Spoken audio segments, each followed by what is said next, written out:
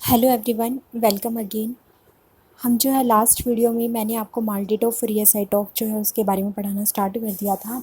Basically दोनों जो processes हैं माल्टेट ऑफ और सेट ऑफ, ये दोनों प्रोसेस जो हैं हमारी मास स्पेक्ट्रोमेट्री पे बेस हैं। इसीलिए आपको मास स्पेक्ट्रोमेट्री का प्रिंसिपल जो है वो अच्छे से समझ आ जाना चाहिए, जो कि मैंने अपनी प्रीवियस वीडियो में एक्सप्लेन आपको कर दिया है।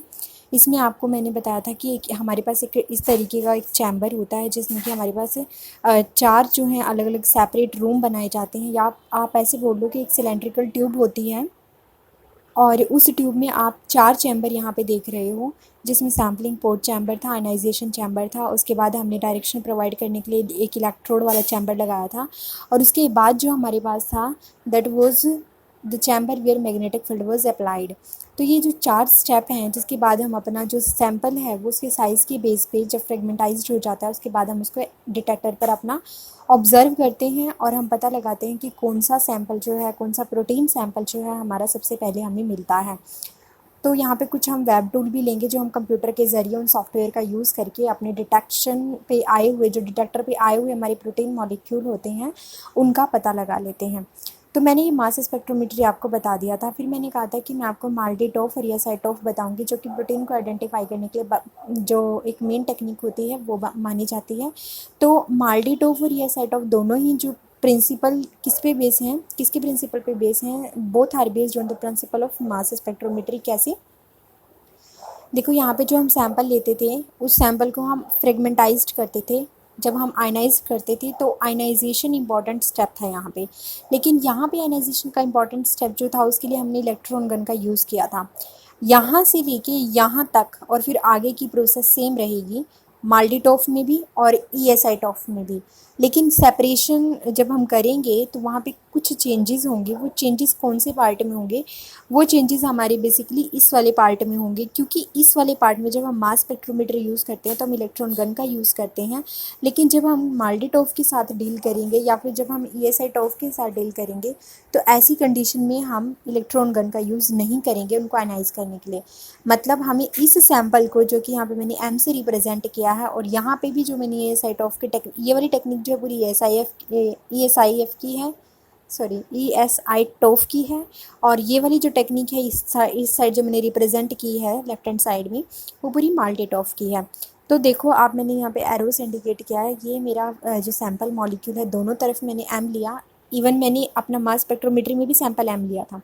फिर मैंने जब उसको आयनाइज किया था मास स्पेक्ट्रोमेट्री में तो मैंने इलेक्ट्रॉन गन का यूज़ किया था, लेकिन जब मैं माल्टेटॉफ का यूज़ करूँगी तो यहाँ पे फ्रेगमेंटाइज्ड आयन ही मुझे मिलेगा, लेकिन ये जो बीच का प्रोसीजर होगा ये डिफरेंट होगा।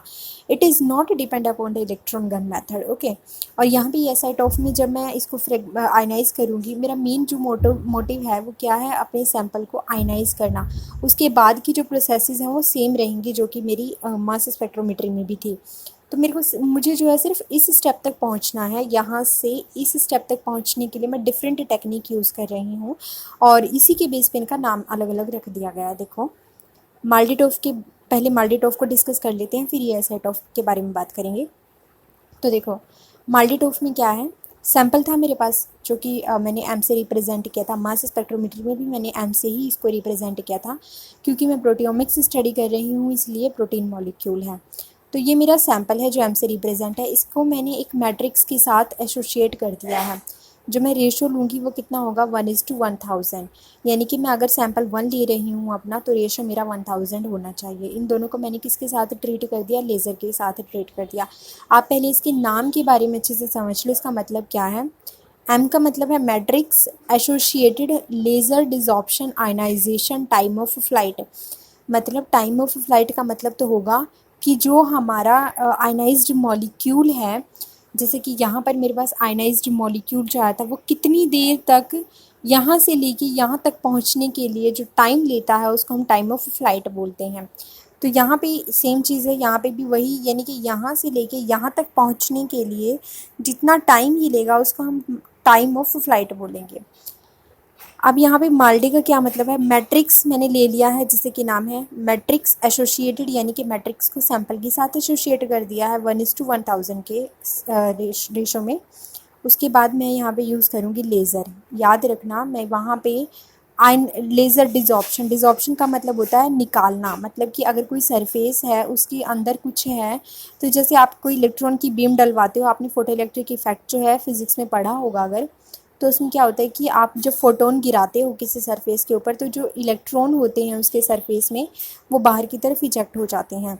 सेम है यहाँ पे भी यही होता है, जब आप लेज़र से बीम पास करवाते हो, तो जो सैंपल है, मान लो ये एम सैंपल है, ये एम सैंपल है, तो लेज़र से आपने बीम पास करवाई, तो जो एम सैंपल में इलेक्ट्रॉन है वो क्या हो जाएंगे, वो डिज़ॉल्व हो जाएंगे, मतलब वो बाहर की तरफ निकल जाएंगे, सरफेस से आउट हो जाएंगे, जिसकी वजह से जो एम सैंपल है वो किस में कन्वर्ट हो जाएगा, now it gets converted into M positive, क्योंकि यहाँ से इलेक्ट्रॉन निकल चुका है। तो यही है कि मैट्रिक्स मैंने लिया जो कि किससे बना हुआ था, that was made by 2,4 benzoic acid and cinnamic acid, जिसके पास एरोमेटिक रिंग होती है, और जो न्यूक्लियोफिलिक सब्स्टिट्यूशन को जो है यहाँ पे इंडिकेट कर रहा है, मतलब कि वो न्यूक्लियस को अट्रैक्ट करता है, यानी पॉजिटिव चार्ज को अट्रैक्ट पॉजिटिवली चार्ज यहाँ पे एरोमेटिक रिंग होती है, जिसकी वजह से यहाँ पे इलेक्ट्रॉन अट्रैक्ट होते हैं, और इसीलिए सैंपल से इलेक्ट्रॉन निकाल लिए जाते हैं।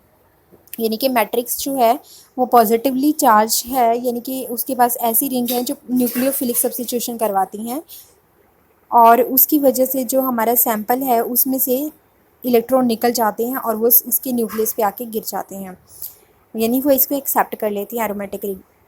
एरोमेटिक रिंग जो है यहाँ पे वो न्यूक्लियोफिलिक सब्स्टिट्यूशन शो कर रही है, मतलब कि वो न्यूक्लियोफिलिक सब्स्टिट्यूशन का मतलब ये है कि वो उनके पास पॉजिटिव चार्ज है, तो अगर वो ऑलरेडी पॉजिटिव चार्ज है तो वो क्या लेंगी, वो इलेक्ट्रॉन लेंगी, नेगेटिव चार्ज लेंगी।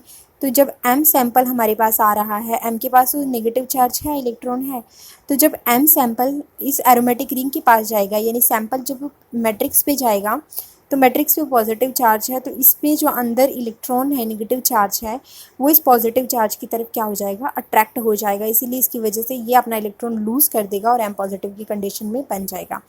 तो माल्डिटोफ यही कह रहा है कि सैंपल लिया है, मैट्रिक्स लिया है, सैंपल को 1 और मैट्रिक्स को 1000 के रेशो में लिया है। अब मैंने सैंपल को और मैट्रिक्स को एक साथ जब कर लिया, उसके बाद मैंने उसको क्या किया, ट्रीट करवा दिया लेज़र के साथ। मैट्रिक्स की प्रॉपर्टी आप याद रखना, that it is made by 2,4 benzoic acid and cinnamic acid and have aromatic ring, that's why it shows nucleophilic substitution.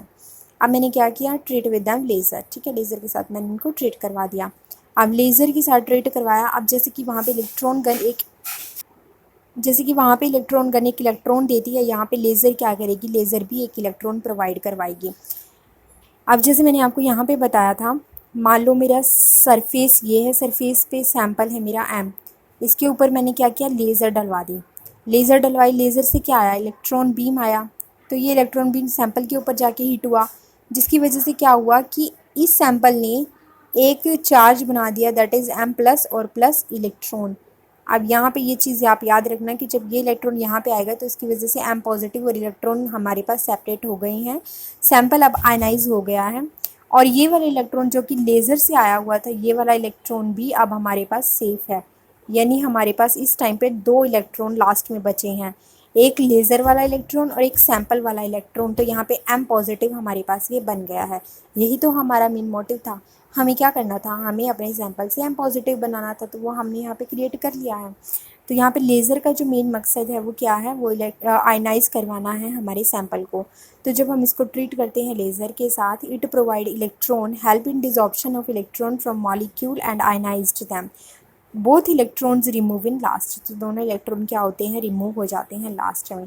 उसके बाद आप क्या करोगे, उसके बाद एम पॉजिटिव होगा, सेम कंडीशन अब आपको मिल गई है, अब आप इसको मैग्नेटिक फील्ड में अप्लाई करोगे, उसके बाद ये फ्रेगमेंटाइज्ड हो जाएंगे, जैसे कि हमने इस वाले चैम्बर में किया था, जब हमारा यहाँ से मूव कर रहा था, तो क्या हो रहा था, जब यहाँ से मूव कर रहा था तो जो हमारा सैंपल एम पॉजिटिव यहाँ से आया था वो फ्रेगमेंटाइज्ड होना स्टार्ट हो गया था, फिर उसके बाद वो डिटेक्टर पर हिट हुआ था।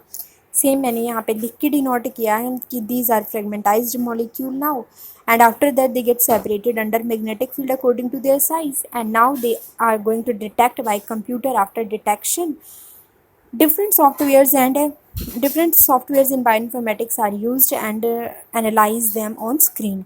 सो इस तरीके से हम इन सॉफ्टवेयर्स का यूज़ करके बायो इन्फो में अपने जो प्रोटीन है उनको आइडेंटिफाई कर सकते हैं। हम बेसिकली माल्टीटोफ और ESITOF कर क्यों रहे हैं, हम इसीलिए कर रहे हैं ताकि हम जो अपना सैंपल है उसको आइडेंटिफाई कर सकें, ठीक है। उसके बाद हमारा आता है ई एस आई टॉफ के बारे में मैं नेक्स्ट वीडियो में मैं आपको बताती हूँ। सेम प्रोसीजर रहेगा, बस थोड़ा सा मेथड अलग हो जाता है। जहाँ पे हम इलेक्ट्रॉन गन, उसमें हमने इलेक्ट्रॉन गन यूज़ की थी अपने सैंपल को आयनाइज करवाने के लिए। माल्टीटॉफ में हमने अपने सैंपल को मैट्रिक्स के साथ एसोशिएट करके लेज़र डलवा दी उसके ऊपर, जिसकी वजह से हमारा जो सैंपल है उसमें से इलेक्ट्रॉन रिमूव हो गया और वो आयनाइज हो गया। अब जो थर्ड स्टेप होगा that is E S I मतलब इलेक्ट्रॉन स्प्रे आयनाइजेशन। यहाँ पे हम इलेक्ट्रॉन का स्प्रे करवाएंगे जिसकी वजह से आयनाइजेशन होगा। तो इस वाली वीडियो में इस प्रोसेस को मैं आपको नेक्स्ट वीडियो में बताऊँगी। बहुत ईजी है, बहुत छोटी सी प्रोसेस है। ठीक है, फिर नेक्स्ट वीडियो में मिलते हैं। Thank you friends.